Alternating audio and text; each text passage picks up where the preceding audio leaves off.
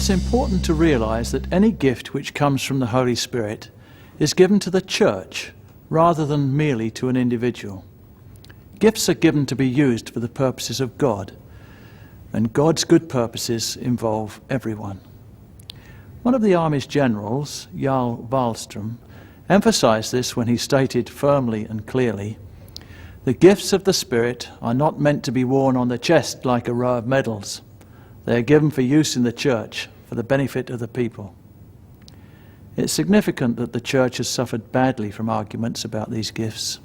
It's also deeply disappointing. The Apostle Paul tried to address the problem in the early church, where already it was sidetracking new Christians from their main purpose. To the Corinthians he wrote, "There are different kinds of gifts, but the same Spirit," before pointing out that each one is given for the common good.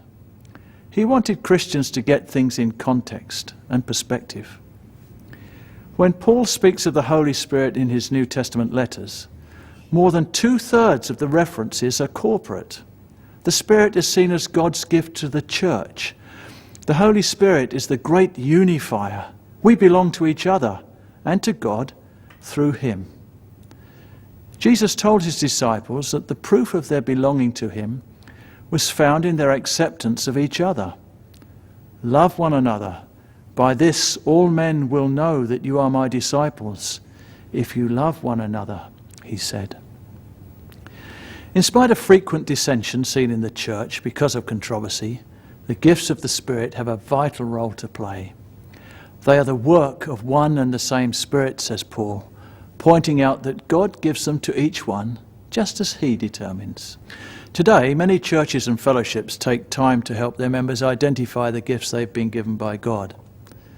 They then set about helping them find opportunities for service, using those gifts. This is good stewardship, built on the initiative of God, the giver.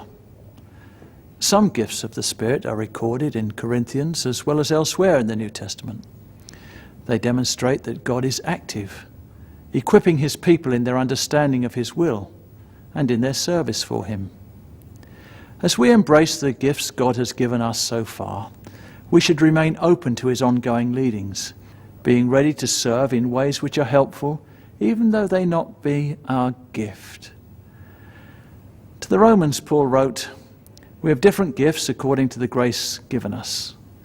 With this reminder, Paul emphasized again that all gifts come through divine grace, and this applies to everything we receive from the bountiful, generous hand of God.